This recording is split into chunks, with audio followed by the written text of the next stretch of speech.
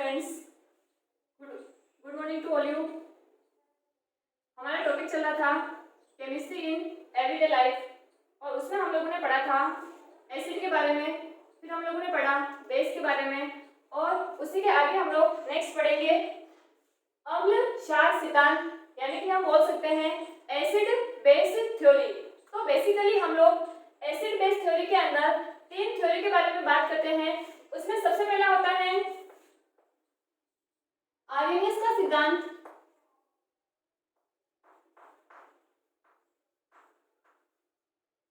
Arrhenius का सिद्धांत, Arrhenius theory बोल सकते हैं।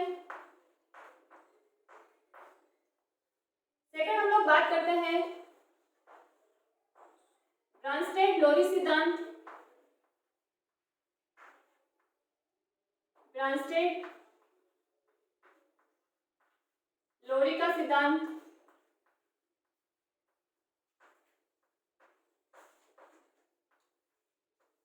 और थर्ड हम लोग बात करते हैं लुईस अम्ल क्षार सिद्धांत, यानी कि लुईस एसिड बेस थ्योरी।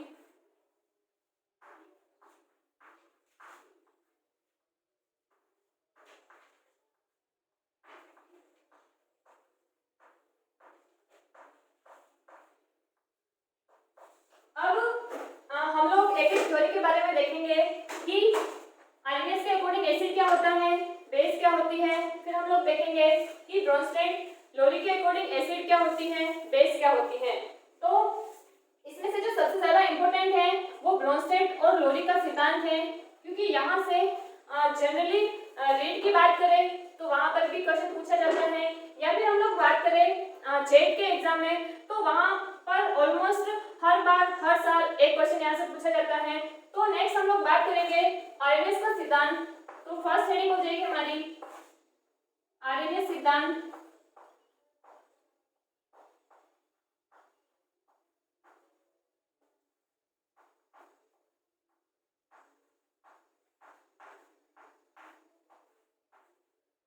अब हम लोग ये देखेंगे कि आर्हेनियस ने किस प्रकार से अम्ल को परिभाषित किया और किस प्रकार से उन्होंने क्षार को परिभाषित किया।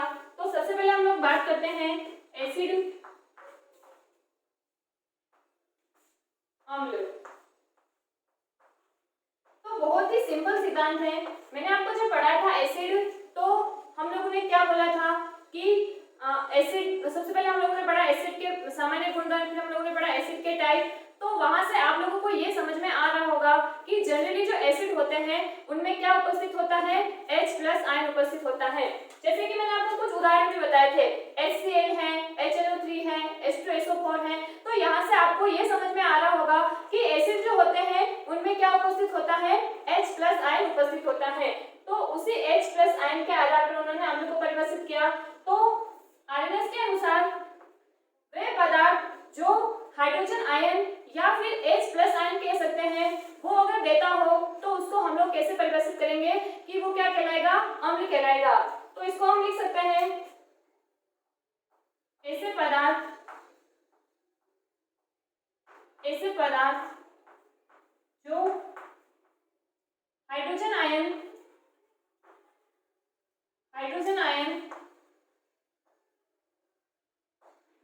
यानी कि H+ आयन देते हैं,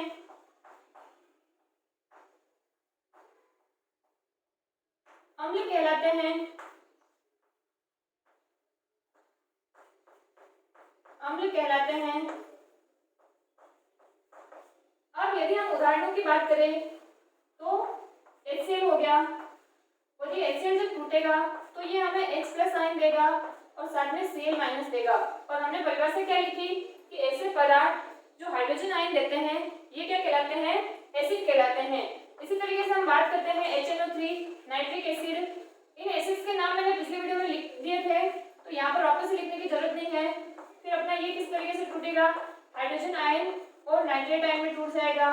इसी तरीके से किसी भी एसिड का आप एग्जांपल ले सकते हैं, जैसे कि CH3COOH जिसको एसिटिक एसिड बोला जाता है। तो ये किस प्रकार से वियोजित होगा, CH3COO- और ये H+ आयन में टूट जाएगा। तो यहाँ पर जितने भी हम लोगों ने उदाहरण लिखे उसके माध्यम से आपको ये समझ में आ रहा होगा कि ये सारे के सारे पदार्थ जो है ये अपने को क्या प्रदान कर रहे हैं, H प्लस आयन प्रदान कर रहे हैं। तो आरएनएस के अनुसार ये सारे क्या कहलाएंगे, एसिड कहलाएंगे। फिर नेक्स्ट बात करते हैं हम लोग क्षार के बारे में। तो यहाँ पर अपना हेडिंग हो जाएगा क्षार, या हम बेस बोल सकते हैं इसको। और जब हम लोगों ने क्षार के बारे में पढ़ा था तो क्षार में हम लोगों ने क्या देखा कि ऐसे पदार्थ जो जिनमें क्या उपस्थित होता है, जनरली OH आयन यानी कि हाइड्रोक्साइड आयन उपस्थित होता है, उसको हम क्या बोल रहे थे, क्षार बोल रहे थे। और उदाहरण से भी आपको समझ में आ रहा होगा, जैसे मैंने आपको लिखवाया था NaOH, KOH, LiOH, तो ये सारे के सारे क्या है, आरएनएस के अनुसार क्षार है। तो इसको हम इस तरीके से लिख सकते हैं, ऐसे पदार्थ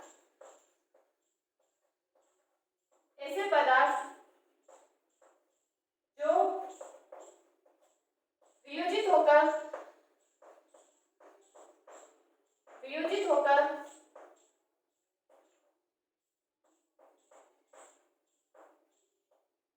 hydroxide ion OH minus ion को हम बोल सकते हैं हाइड्रोक्साइड आयन,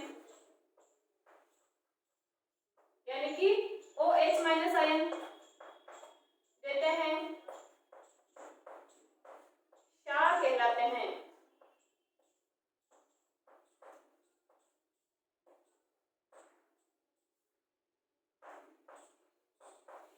क्षार कहलाते हैं। जैसे हमने एसिड के उदाहरण लिखे, उसी तरीके से हम लोग बेस के उदाहरण भी लिख सकते हैं। जैसे मैंने आपको पहले उदाहरण सारे लिखवा दिए थे, उसी को हम लोग अगर आरएनएस के सिद्धांत के अकॉर्डिंग बात करें तो जैसे मैंने उदाहरण लिखवाया था NaOH, सोडियम हाइड्रोक्साइड। और मैंने इसका साधारण नाम भी आपको बताया था कि जनरली जो साइंस से रिलेटेड एग्जाम नहीं होकर अदर जो कॉम्पिटिटिव एग्जाम होते हैं उनमें इनके साधारण नाम से और इनके सूत्र के बारे में पूछ लिया जाता है। जैसे आपसे ये पूछ लिया जाता है कि निम्नलिखित में से कास्टिक सोडे का सूत्र होगा या कास्टिक पोटास का सूत्र होगा। तो पिछले वीडियो में मैंने आपको बताया था कि NaOH को क्या बोला जाता है, कास्टिक सोडा भी बोला जाता है। और जब ये वियोजित होता है तो ये टूटता है Na+ और OH माइनस आयन के अंदर।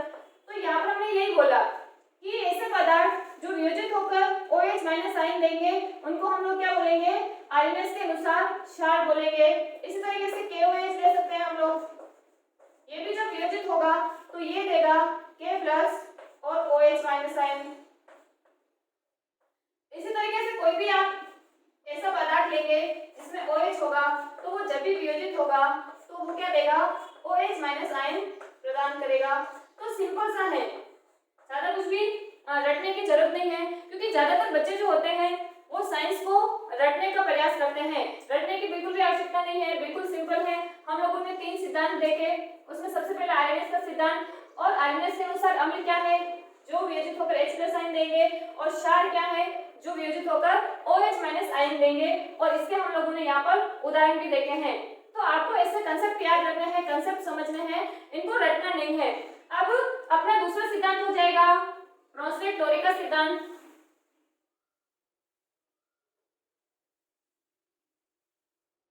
तो सेकंड हेडिंग डालेंगे हम लोग ब्रोंस्टेड-लोरे सिद्धांत।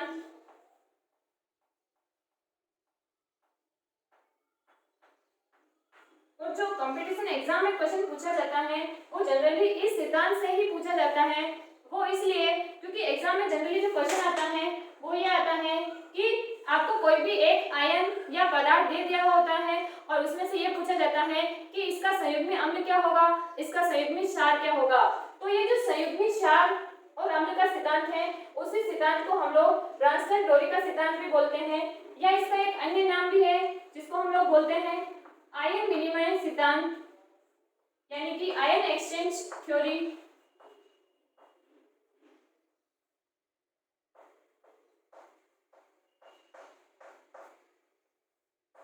अब देखो, एक के बाद एक सिद्धांत क्यों आते हैं, हम लोग ये भी तो बोल सकते थे कि जब आरएनएस का सिद्धांत था तो इनको क्या जरूरत पड़ गई कि इनको अलग से एसिड और बेस की थ्योरी प्रस्तुत करनी पड़ी। तो क्योंकि हम जानते हैं कि सारे के सारे पदार्थ तो ऐसे नहीं होंगे जो H+ आयन देते होंगे या फिर OH- आयन देते होंगे, क्योंकि अलग अलग पदार्थ के गुणधर्म क्या होते हैं, अलग अलग होते हैं, वो अलग अलग तरह की रासायनिक अभिक्रियाएं शो करते हैं। तो इसीलिए नया सिद्धांत प्रस्तुत किया गया। उसमें सबसे पहले है ब्रोंस्टेड-लोरी का नया सिद्धांत, सबसे पहला नहीं है, सेकंड है। तो पहला हो गया अपना आरएनएस का सिद्धांत, सेकंड है ब्रोंस्टेड-लोरी का सिद्धांत। अब हम देखेंगे कि इसके अनुसार अम्ल क्या होता है। तो सबसे पहला हो जाएगा एसिड।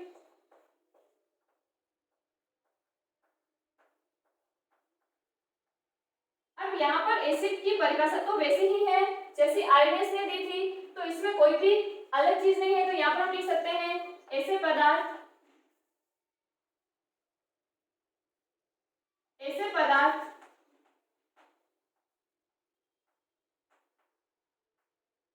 जो जलीय विलयन यानी कि एक्वस सॉल्यूशन जलीय विलयन में H+ आयन देते हैं,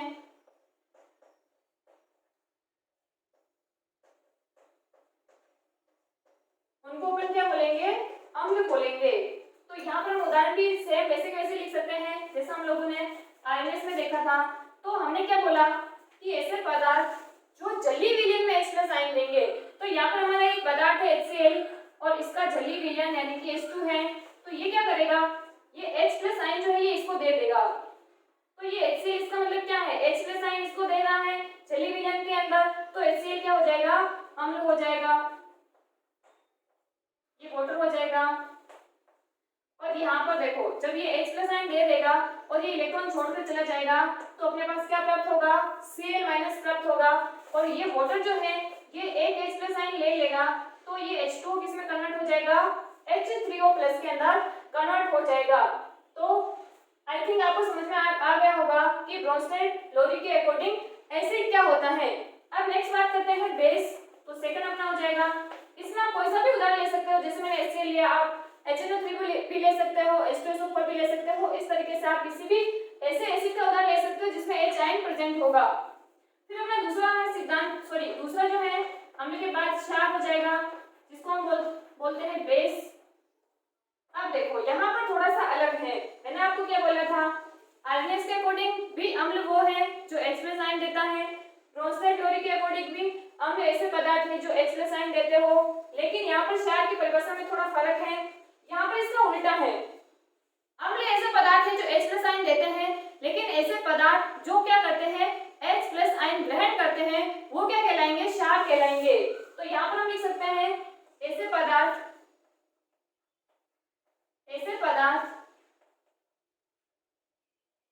जो जलीय विलयन में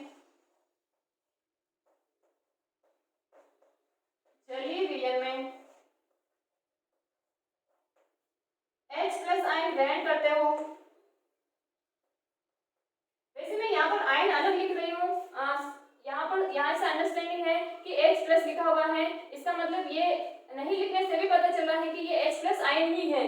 तो जलीय विलयन में H+ आयन ग्रहण करता है, उसको हम क्या बोल देंगे, क्षार बोलते हैं। अब इसके उदाहरण की बात करें तो इसका कोई भी उदाहरण देख सकते हैं हम लोग, जैसे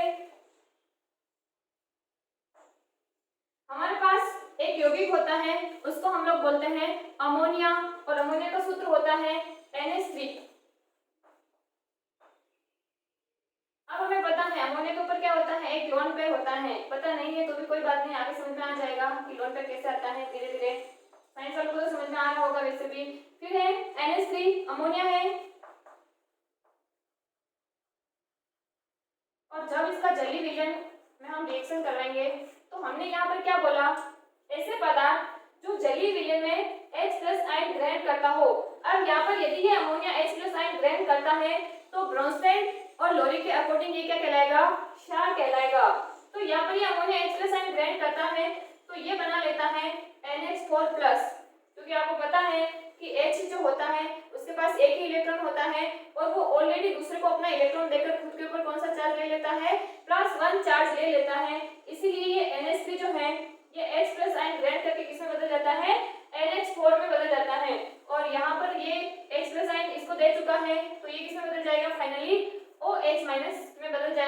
तो यहाँ पर अमोनिया है और ये इसको अपन बोलते हैं अमोनियम।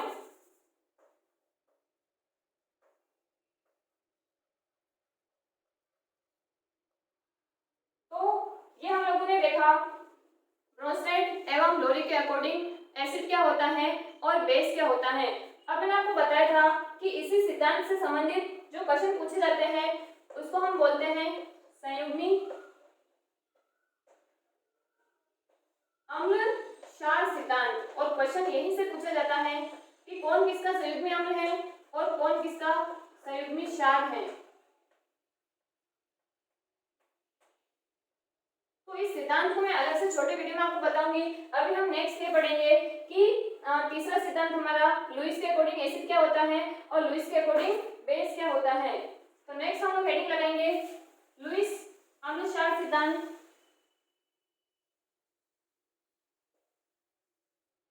तो थर्ड हमारा हो जाएगा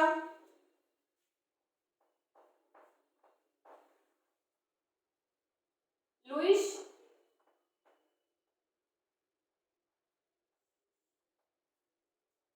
अम्ल क्षार सिद्धांत। लुईस अम्ल क्षार सिद्धांत।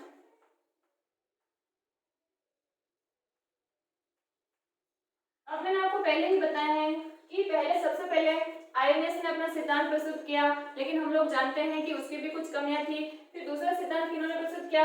ब्रोंस्टेड और लोरी ने प्रस्तुत किया।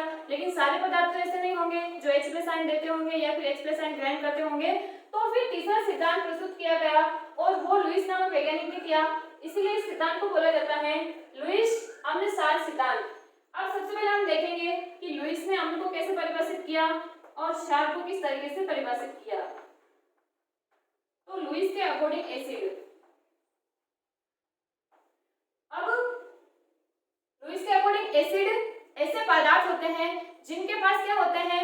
रिक्त डीकक्षक होते हैं, या फिर अपन ऐसा बोल सकते हैं कि जिनका अष्टक अपूर्ण हो, जिसका ऑक्टेन क्या हो?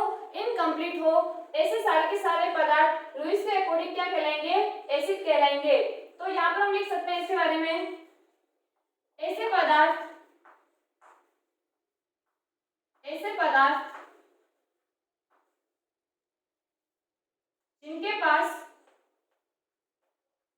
जिनके पास रिक्त डीकक्षक हो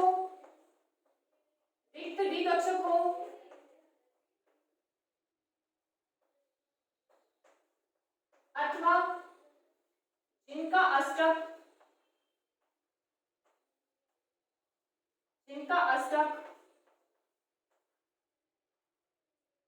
अपूर्ण हो।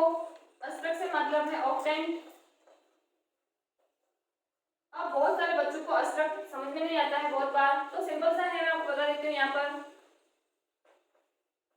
वो यानी कि अष्टक अपूर्ण हो, वो इलेक्ट्रॉन पेयर, इलेक्ट्रॉन युग्म, जिनको हम लोग लोन पेयर भी बोल सकते हैं, मतलब जो दो इलेक्ट्रॉनों का समूह होता है ना किसी भी यौगिक के ऊपर, उसको अपन क्या बोलते हैं? लोन पेयर बोलते हैं। तो वो क्या कर लेता है? इलेक्ट्रॉन युग्म ग्रहण कर लेता है। और लुईस के अकॉर्डिंग ऐसा पदार्थ क्या कहलाएगा?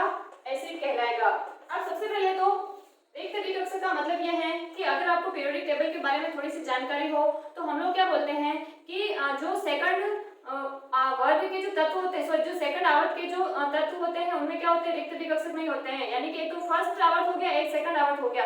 लेकिन जब हम तीसरे आवर्त से सातवें आवर्त की ओर जाएंगे तो उन सब में क्या होते हैं? एडवांस या अतिरिक्त हम लोग कह सकते हैं कि उनके पास क्या होते हैं? कक्षक होते हैं और वो खाली पड़े हुए होते हैं। तो यदि कोई सामने वाला उनको इलेक्ट्रॉन देने वाला होता है तो इन रिक्त कक्षकों के अंदर वो क्या कर लेता है? इलेक्ट्रॉन ग्रहण कर लेता है। या फिर अपन अष्टक की बात करें, ऑक्टेन की बात करें, तो ऑक्टेन का मतलब यह है कि एक नियम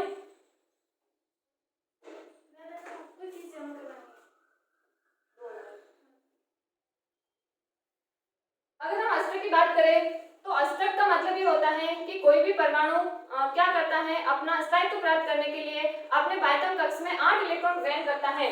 तो इसको क्या बोला जाता है? अष्टक बोला जाता है। और ये क्या हो? इनकम्प्लीट हो तो उस कंडीशन में भी क्या करता है? परमाणु इलेक्ट्रॉन ग्रहण करता है। और उनको हम लुईस के अकॉर्डिंग क्या बोल सकते हैं, एसिड बोल सकते हैं। जैसे मैं आपको उदाहरण बता दूं यहाँ पर, जैसे यहाँ पर BH3 है, इसी तरीके से AlCl3 है, इनकी हम यदि संरचना बनाए तो इनमें से 6 इलेक्ट्रॉन मिलेंगे आपको,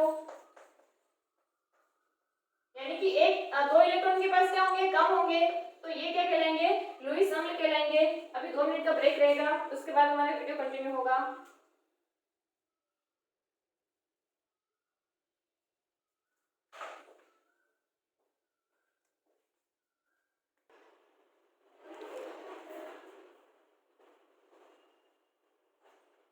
यस, तो हम लोग पढ़ रहे थे लुईस के अनुसार अम्ल क्षार सिद्धांत, और उसमें हमने देखा कि लुईस के अकॉर्डिंग एसिड क्या होंगे, जिनके पास या तो रिक्त द्विकक्षक होंगे या फिर उनका अस्तित्व क्या होगा, अपूर्ण होगा।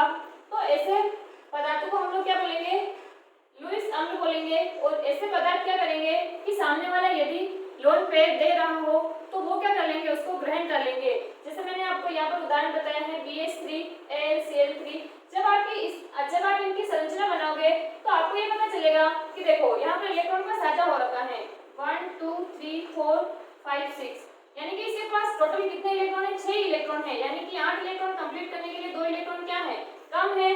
तो इसी को हम लोग क्या बोलते हैं, अपूर्ण अस्तित्व बोलते हैं। इसका मतलब लुईस के अकॉर्डिंग ये क्या हो जाएगा, अम्ल हो जाएगा। अब हम लोग देखेंगे लुईस के अकॉर्डिंग क्षार क्या होता है।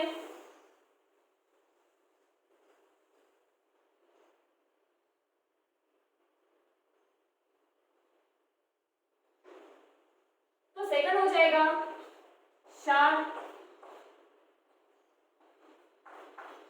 यानी कि बेस। अब जैसे हमने क्या बोला कि ऐसे पदार्थ जो इलेक्ट्रॉन युग्म ग्रहण करता है लुईस अम्ल कहलाता है। तो जो मैंने बोला था ना कि जो सामने वाला लोन पेयर दे रहा हो, यानी कि हम ये बोलेंगे कि ऐसे पदार्थ जो इलेक्ट्रॉन युग्म या फिर लोन पेयर क्या करता हो, दान करता हो। तो हम लिख सकते हैं इसमें ऐसे पदार्थ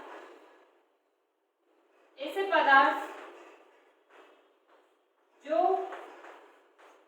एकाकी इलेक्ट्रॉन युग्म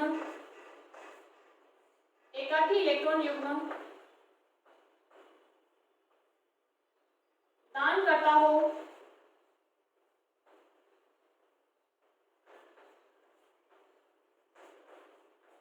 लुईस क्षार कहलाता है।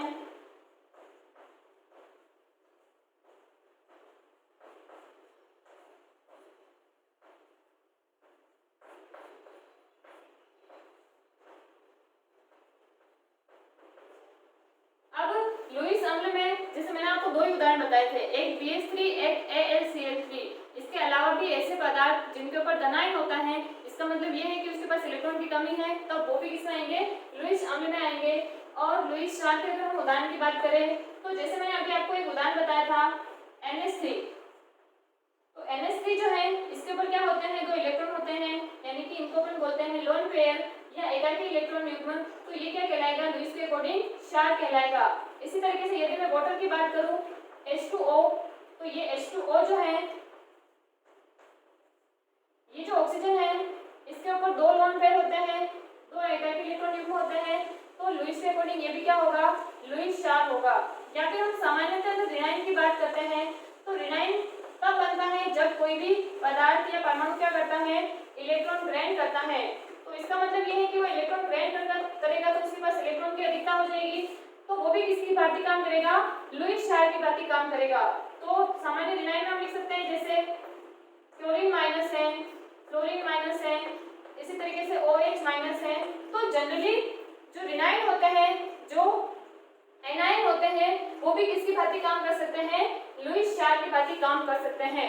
तो आज की इस क्लास में हम लोगों ने देखा लुईस अम्ल इसमें हम लोगों ने देखा अम्ल क्षार से संबंधित सिद्धांत, और उसमें हम लोगों ने 3 सिद्धांत देखे। उसमें सबसे पहला हम लोगों ने देखा आर्नेस का सिद्धांत, फिर हम लोगों ने देखा ब्रॉन्स्टेड-लोरी का सिद्धांत, फिर हम लोगों ने देखा लुईस अम्ल क्षार का सिद्धांत। उसमें मैंने आपको बताया कि सबसे ज्यादा इंपॉर्टेंट सिद्धांत कौन सा है, तो वो सिद्धांत हो जाएगा ब्रॉन्स्टेड-लोरी का सिद्धांत। और वहां से जो क्वेश्चन आता है वो संयुग्म में अम्ल क्षार के सिद्धांत से आता है।